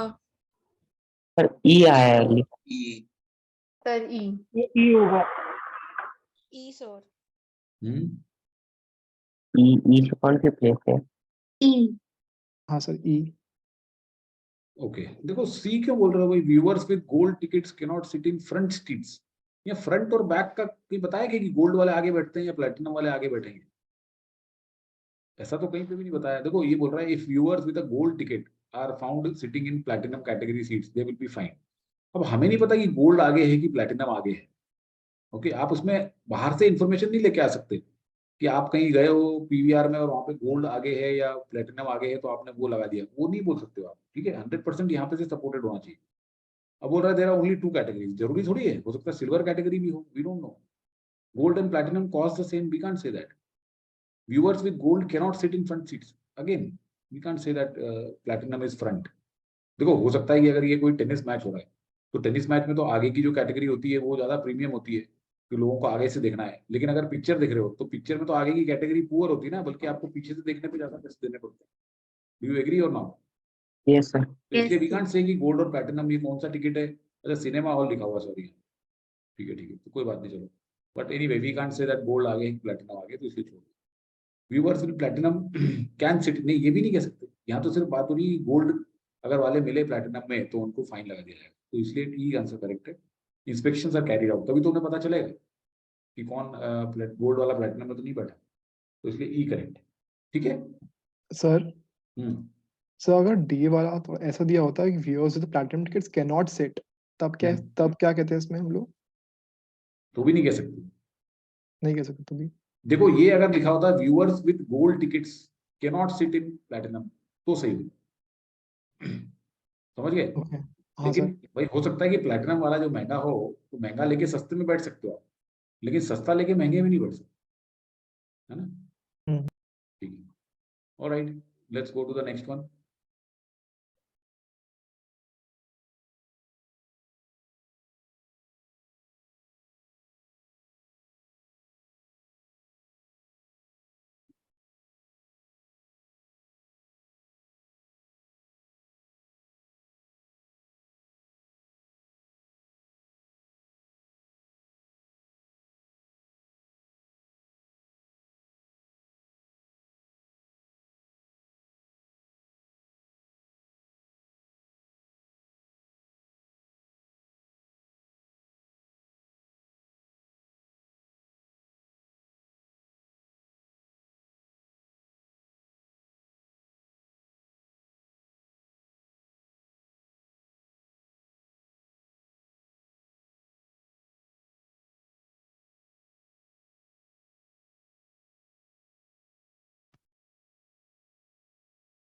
वो क्या है? होगा। दिल्ली।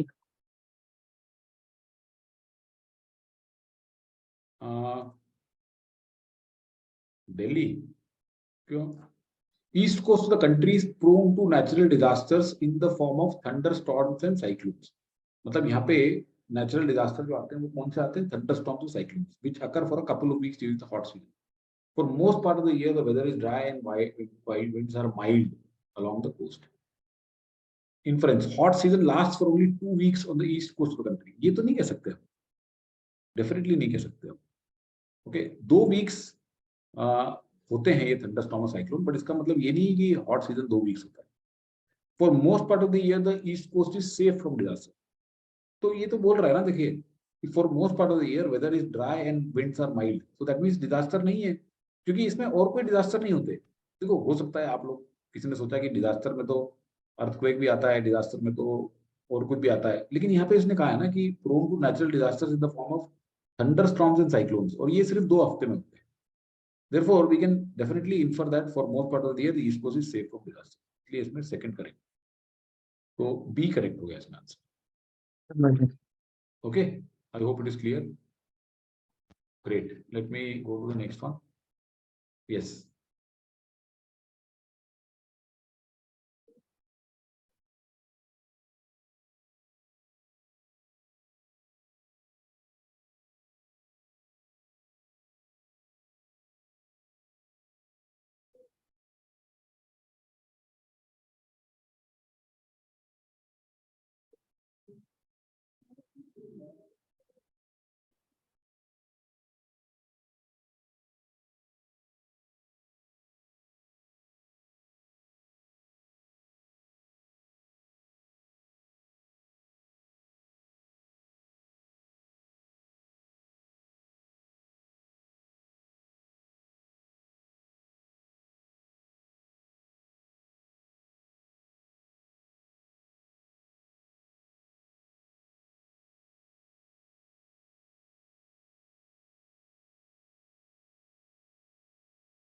सॉरी, ये क्या आ गया, सॉरी.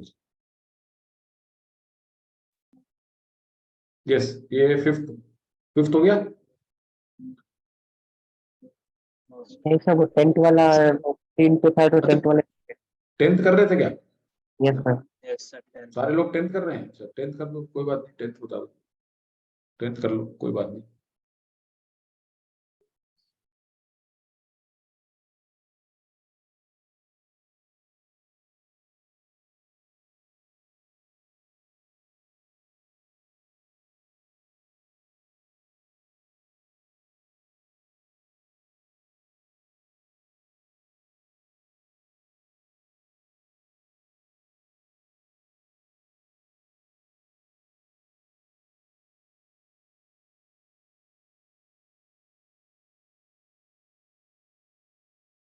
डी होगा सर.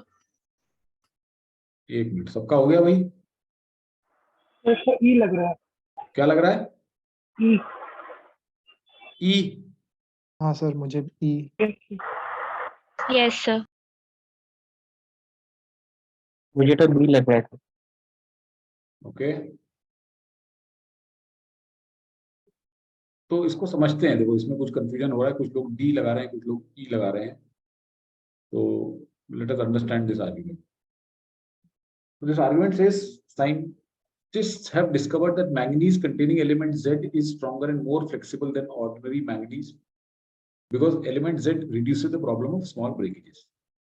So manganese होता है जो एक तरह का मेटल, राइट?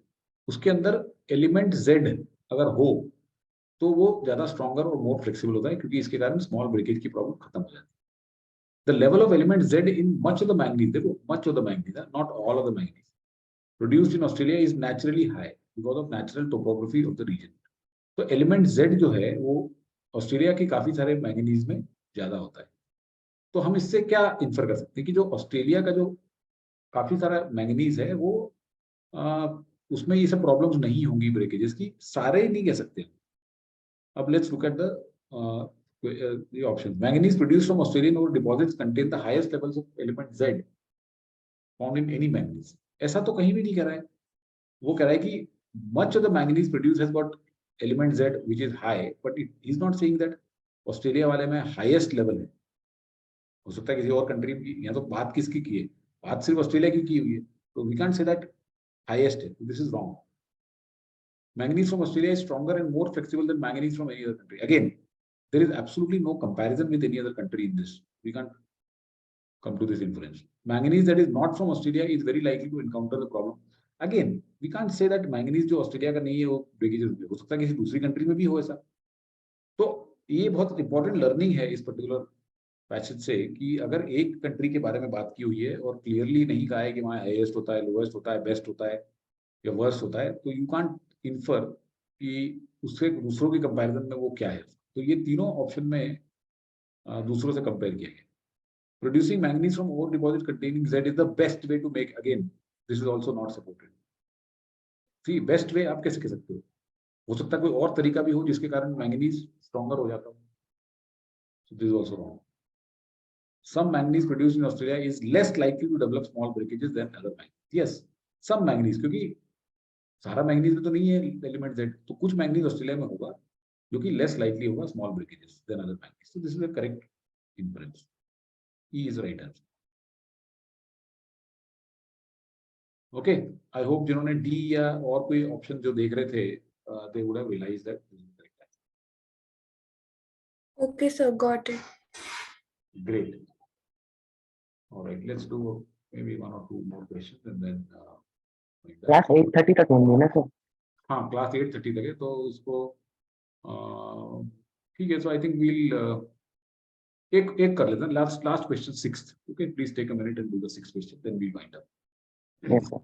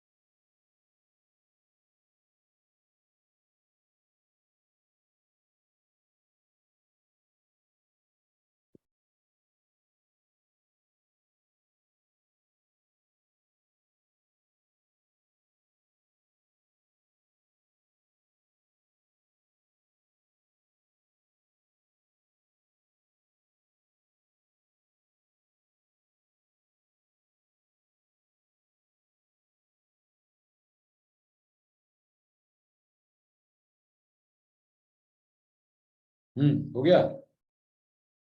हाँ सर। कौन सा है? Sir Bombay. Okay, the deforestation activities in the Amazon have generated tremendous revenue for small South American nations. देखो ये जो है ना पैसेज, ये साउथ अमेरिकन नेशंस के बारे में नहीं है, उसमें से भी स्मॉल साउथ अमेरिकन नेशंस के बारे में। Now the people of this region are well fed owing much to the state sponsored food security programming. It says people of South American nations are not self reliant in buying food. Now इसमें तो पहली बात तो ये है कि small South American nation नहीं लिखा है।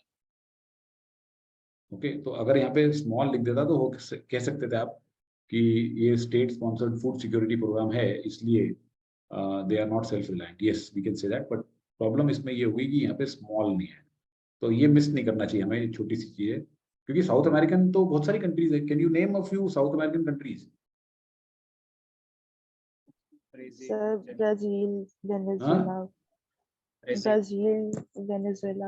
Brazil, Venezuela, Argentina, Chile, Ecuador, बहुत सारे। फुटबॉल देखने वालों को तो पता ही होंगी बहुत सारी। तो इसमें से कुछ छोटी भी होती हैं, कोलंबिया, ठीक है, पनामा, ऐसे इक्वाडोर, उरुग्वे, और बड़ी ब्राजील तो बहुत बड़ी कंट्री है, अर्जेंटीना बहुत बड़ी कंट्री है, राइट? तो इसलिए हम तो सिर्फ स्मॉल की बात कर रहे हैं, इसलिए ये गलत है। The small nations in South American region invest a part of their revenues on food security. Yes, तो ये कह रहा है कि ये invest a part of this. Be correct है। All right. खुद में यहाँ पे लिखा था हुआ कि इन्वेस्ट करते हैं। हाँ, क्या चीज? वही तो small nations of South American region invest a part of their revenue. हाँ, तो वही तो कह रहा है कि जो रेवेन्यू बहुत सारा जनरेट हो गया, तो इसमें से ये लोग स्टेट स्पॉन्सर्ड फूड सिक्योरिटी तो करते ही हैं भाई, जो भी रेवेन्यू जनरेट हो रहा है उसमें से कुछ रेवेन्यू ये करते हैं ना।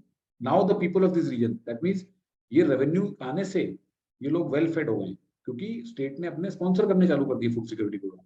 तो part of the revenue they are putting in this. See everything they can not put in this, they are doing something else also with that. वो हमें नहीं पता क्या करना है। So therefore this is correct, definitely we can infer this. Sir. ठीक है, so I hope this is clear. Excuse me, sir. हाँ Yes, सर। बोलिए। सर एक क्वेश्चन में ना नेचुरल डिजास्टर और ऑनली डिजास्टर वाला डिफरेंस था ऐसे ही। उसमें जो आर्गुमेंट था उसमें नेचुरल डिजास्टर लिखा था और इन्फ्रेंस में लिखा था सिर्फ डिजास्टर। ये वाला सर ईस्ट वाला, ईस्ट कोस्ट वाला। यस सर, तो इसमें सिर्फ डिजास्टर्स लिखा है, तो इसमें भी वो चीज अप्लाई कर सकते हैं हम कि नेचुरल नहीं लिखा है, मतलब इसमें भी सेम चीज अप्लाई कर सकते हैं। थोड़ा सा फर्क है यार, थोड़ा सा फर्क हो जाता है क्योंकि यहाँ पे जो ये डिजास्टर लिख रहा है, ठीक है, ये डिजास्टर और ये डिजास्टर तो सेम है, हम इन्फर कर सकते हैं क्योंकि ये ईस्ट कोस्ट की बात कर रहा है, ठीक है, और ये भी पूरा कोस्ट की बात कर रहा है, अलोंग द कोस्ट। तो we can say that, but ये डिफरेंट है। स्मॉल साउथ अमेरिकन और साउथ अमेरिकन, इसमें बहुत फर्क है क्योंकि ये तो कॉन्क्रीट चीज है ना यार, तो ये फर्क है, ठीक है, थोड़ा सा ये डिफरेंस है यहाँ। Okay, good point. चलो, all right guys, so I think we'll wind up the session now and any thoughts, any inputs कुछ आपके? हाँ बोलिए। यस सर एक चीज मैं बोलनी थी कि बोलो सर, आप कंप्लीट कर लो महाराज, बोल। हाँ सर, मैं कह रहा था कि जो फर्स्ट जो इसमें दिया हुआ है नॉट सेल्फ रिलायंट, ये भी गलत है ना इसमें? क्या चीज? नॉट सेल्फ रिलायंट मतलब क्यों ऐसा गलत तो है नहीं है सर? नॉट, क्योंकि वो तो मतलब दे रहे हैं ना। क्यों? नहीं, पीपल, भाई इनको सरकार मदद कर रही है ना। अच्छा, ओके। स्टेट स्पॉन्सर्ड है तो they are not self reliant, तो ये Okay, खुद sir. नहीं खरीद रहे ना, तो इसलिए वो तो ठीक हो सकता है। ओके, ठीक है सर।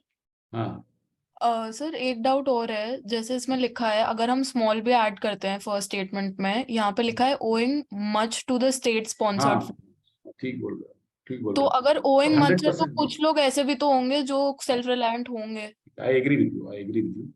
तो that is also a problem with this. यहाँ पे पीपल लिखा हुआ मतलब ऑल द पीपल, राइट?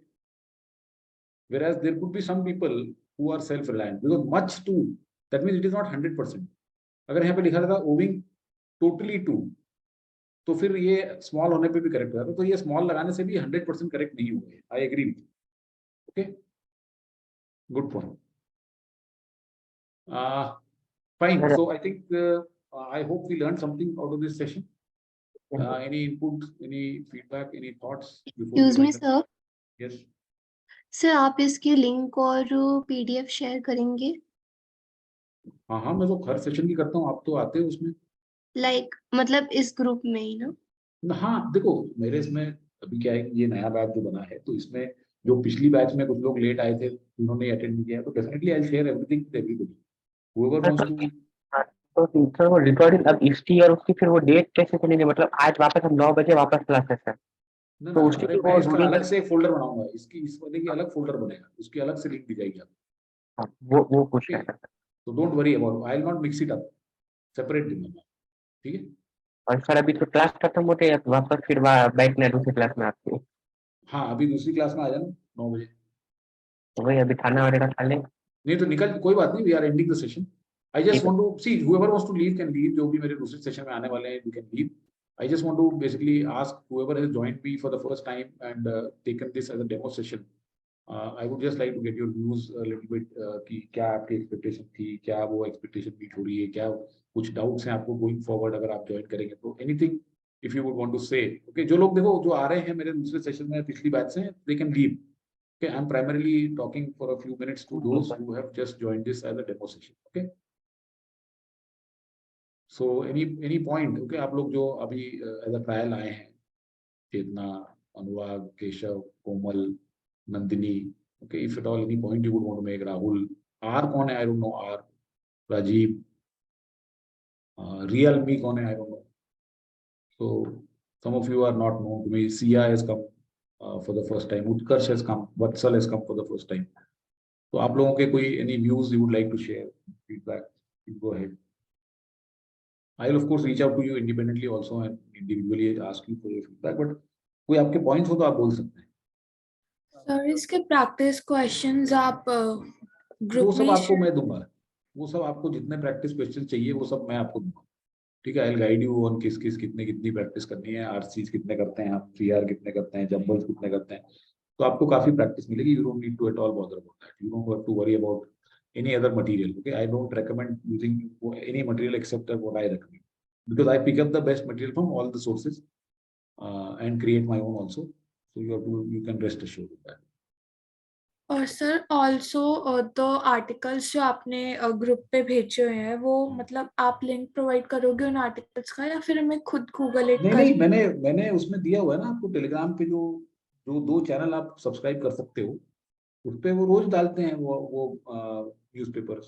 जैसे मैं मिंट के आर्टिकल शेयर करता हूँ, तो आप टेलीग्राम पे उस चैनल में जुड़ जाओ, आपको रोज मिंट और क्या बहुत सारे पेपर्स मिलते हैं। तो आप मिंट को डाउनलोड करो, उसमें से जो मैं आर्टिकल्स रेफर करता हूँ उसको रीड करो। Okay sir. All right. Any other point or thought anyone else has? सिर्फ कैट के पॉइंट ऑफ व्यू से क्लासेस चलेंगे या स्नैप या इनमें? नहीं कैट के पॉइंट ऑफ व्यू नहीं, देखो यार, हमारा जो बल्क ऑफ द प्रिपरेशन, देखो यार क्या होता है ना कि थोड़ा सा एक डिफरेंस जो अंडरस्टैंडिंग में है। अल्टीमेटली तो बेसिकली हम अपनी इंग्लिश को स्ट्रॉन्ग करना है हमें। Now pattern of the exam is slightly different for different exams. CAT में जैसे हम देखें तो आरसी और पैरा बेस्ड क्वेश्चन ही आते हैं, लेकिन अगर जैट को देखें तो उसमें ग्रामर भी आती है, वोकैब भी आती है, क्रिटिकल रीजनिंग भी आती है। आईएफटी देखें तो उसमें ग्रामर थोड़ा वोकैब भी ज्यादा आती है, उसमें काफी वोकैब आती है। और अगर हम स्नैप और एनमैट देखें तो उसमें क्रिटिकल रीजनिंग भी आती है, वोकैब भी आती है और ग्रामर भी आती है। तो हमें सब कुछ प्रिपेयर करना है, ठीक है। हम of course most of the session that we do, grammar vocab वगैरह की इतनी ज्यादा नहीं होगी, लेकिन उसकी भी होगी। Most of the session will be devoted to practicing RCs, practicing para based question. अगर आप मेरे से पूछे तो 60-70% जो हमारा, और सीआर ऑल्सो। तो most of the sessions will devote to those things. Sir कितना टाइम लैप्स होगा इन सब एग्जाम्स के बीच में? देखो, कैट होती है last Sunday of November. NMAT जो होती है उसकी विंडो 2 महीने की रहती है, तो वो चालू हो जाती है अक्टूबर से। तो आपको अगर कैट के पहले देना तो कुछ लोग कैट के पहले दे लेते हैं, कुछ लोग कैट के बाद देते हैं। तो it depends on your level of preparation. IIFT जो होती है वो कैट के 3 संडे बाद होती है आजकल। Okay, 3 Sundays. स्नैप जो है वो मिड ऑफ दिसंबर में होती है। और अगर आप स्नैप में भी आजकल 3 उन्होंने अटेम्प्ट दे दिए। और एक्सएलआरआई होती है वो लास्ट में होती है, वो होती है फर्स्ट संडे ऑफ जनवरी। तो उसमें और कैट के अंदर 6 वीक का फर्क होता है। तो इस तरीके से ये सारी एग्जाम होती है। तो हमारा जो पर्पस होता है वो ये है कि आपको सभी एग्जाम्स के लिए एनेबल किया जाए। क्योंकि बहुत बार क्या होता है कि जैसे एंड में जाके अगर आप पूरे टाइम कैट हम लोग करते रहते हैं, तो एंड में फिर आपको थोड़ा कम टाइम मिलता है। वैसे तो हम उस टाइम पे भी क्लासेस जो है वो अपनी स्पेसिफिकली इन सब चीज़ों के लिए चलाते हैं। उसमें आपको जो बाकी के एरियाज हैं वो स्ट्रेंथन किए जाते हैं। जैसे एक डिसीजन मेकिंग एरिया है, वो जैट में आता है खाली, तो वो फिर हम उस टाइम पे करते हैं। Okay, we have lot of classes there during that time. तो you don't have to worry about all those things. Okay, that all headache worry is mine. ठीक है, आपको तो सिर्फ क्लास में आना है। Yes Vatsal. Yes, sir. So actually, I discovered this class randomly, sir. So come again. Hello. बोलो। Yes, sir. So I was just browsing through the net and I discovered your classes, sir. Okay. First of all, I'll like to I'm really satisfied, sir, with the content and the explanation. Right. And one doubt which I had, sir, generally we have portals, sir, for else, for mocks or the sectional test or anything. In our classes, how would we go with that? हाँ, देखो हमारी class में जो मैंने जैसे आपको कहा कि प्रैक्टिस मटेरियल और मॉक्स, ओके, हम अपनी खुद की भी मॉक्स बनाते हैं और जितने भी जो मतलब प्रैक्टिस है वो मैं आपको दूंगा। अब जहां तक एक्चुअल टेस्ट सीरीज की है तो we will ask you to join 1 test series, okay, national level test series, because आपको अपने आप को बेंचमार्क करना है, राइट। तो एक mock national test series most probably time में कोई हम आपको ज्वाइन करवा देंगे। Time is generally what we recommend, क्योंकि उससे क्या है कि आपको पता रहेगा कि आप किस लेवल पे अभी मतलब किस परसेंटाइल लेवल पे आप आ रहे हैं। बाकी आपको जो टेस्ट हैं क्लास में, जो आपको प्रैक्टिस टेस्ट होते हैं, मॉक टेस्ट हम अपने भी बनाते हैं, okay, based on whatever all the best. क्योंकि एक मॉक आपको मैं हम लोग सारी मॉक देते हैं कि I subscribe to all the mocks, चाहे वो IMS हो, चाहे वो CL हो, चाहे बायू, सब भी मैं रखता हूँ। तो We pick up the best and I create my own tests also. Okay, so you don't have to worry about any kind of tests or anything. और most of them मैं आपको एक बात बता दूंगा, आप अगर इंस्टीट्यूट के किसी भी उसमें जाओगे तो उसमें मटेरियल सिर्फ 10 से 15% ठीक होता है, बाकी कचरा होता है. Okay, most of the institutes. तो आपको वो मटेरियल प्रैक्टिस करने का कोई फायदा नहीं है, because you will not really gain anything, you will not realize your mistakes. तो अल्टीमेटली स्टूडेंट जो किसी भी एक इंस्टीट्यूट में एनरोल करता है, उसके साथ सबसे बड़ी प्रॉब्लम ये है कि वो सिर्फ वही मटेरियल प्रैक्टिस करते रह जाता है, और वो मटेरियल आधे से ज्यादा टाइम बिल्कुल ही इररिलेवेंट, पुराना होता है, रिसाइकल्ड होता है, और उसका कोई रेलेवेंस नहीं. So all that material, everything else, that is our headache. Okay, that all I'll provide you.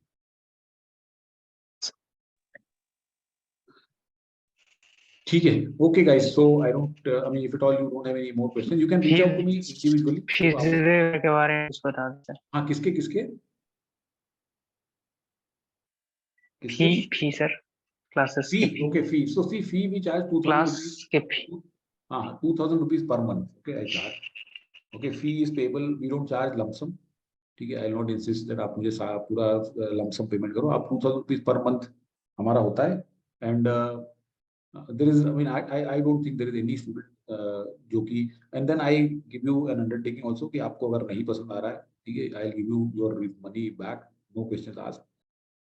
Basically, we are not here to, you know, kind of fleece students or earn money just, you know, to take advantage. So आपको 2,000 per month is a fee, and you will get much more than, you know, that value of that.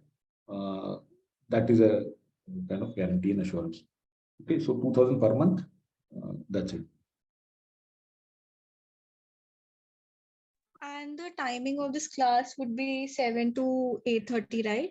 Yes, Monday, Wednesday, and Thursday 7 to 8:30, and Saturday 10 to 11:30.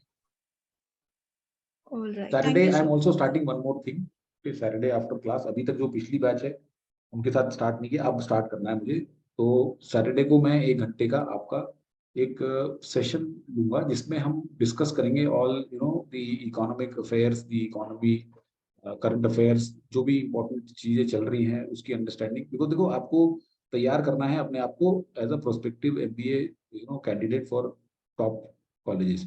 तो उसके लिए आपको एक written is one part of it. Second part is very important part is your personality, your awareness, your understanding of business. These are also very important things. तो अगर हम बहुत सारे स्टूडेंट इसको एंड में रख देते हैं तो वो नहीं करना है, क्योंकि कई बार क्या होता है कि आपको जब कॉल्स आती है उसके बाद में इतना टाइम नहीं होता तैयारी करने का, and then you can't scale up that quickly. तो आप अगर एक, so you should have a great business quotient. आपको अगर अच्छा कॉलेज एम कर रहे हो आप, तो आपको पता होना चाहिए बिजनेस वर्ल्ड क्या चल रही है, क्या कंपनीज हैं. अगर बिजनेस के जो सेगमेंट्स अलग अलग होते हैं, मार्केटिंग, फाइनेंस, इकोनॉमी के ऊपर बहुत फोकस होता है. ओके, इकोनॉमी क्या चल रही है, इन्फ्लेशन क्या चल रहा है, इंटरेस्ट रेट्स क्या चल रहे हैं, RBI क्या करता है, मॉनेटरी पॉलिसी क्या होती है, स्टॉक मार्केट कैसे काम करता है, फाइनेंस कैसे कैसे कर सकते हैं बिजनेस को, ये सब चीजें आपको पता होनी चाहिए. तो जो लोग जैसे इकोनॉमिक्स के या कॉमर्स के स्टूडेंट्स होते हैं उनको तो फिर भी थोड़ा आइडिया होता है, बट बाकी स्टूडेंट्स को नहीं होता. You don't even know what to read. अब क्या करें, कैसे, कोई गाइडेंस नहीं है, right. So that's why my endeavour is कि मैं आपको मिनट में जो रेगुलर आर्टिकल पढ़ने हैं आपको वो रेकमेंड करता हूँ रोज. So we will keep a weekly session where we will discuss all these things. तो उससे आपको काफी बेनिफिट होगा. So 4 days a week in a nutshell. Okay. All right, guys. So I think we'll wind up here. You have any questions? Okay, you can reach out to me individually, and I look forward to most of you joining. Trust me, बहुत सारे students हैं. आपने अगर जो video मैंने बनाया था उस पर कमेंट देखेंगे. We are awaiting, of course, great results. अभी बहुत सारे students ने IIMs के results आए नहीं हैं. XLRI के नहीं आए हैं, IFT के तो इंटरव्यू नहीं हुए. NMIMS और सिम्बायोसिस के आ गए हैं, and students have done great. मेरे बैचेस के स्टूडेंट्स हैं. सो बाकी के भी रिजल्ट्स अभी आएंगे, तो you know you can speak to them, I can get you connected to those students. Once the results are out, we will do some sessions also with them. तो my suggestion would be, if you want to start, if you are very serious about your preparation, then please start. क्योंकि बाद में जितना delay करोगे उतना ज्यादा और challenge होगा. तो that's it for the time being. Thank you so much for taking time out, and have a good evening ahead. Okay, bye bye. See you. Thank you, sir. Thank you. Thank you, sir.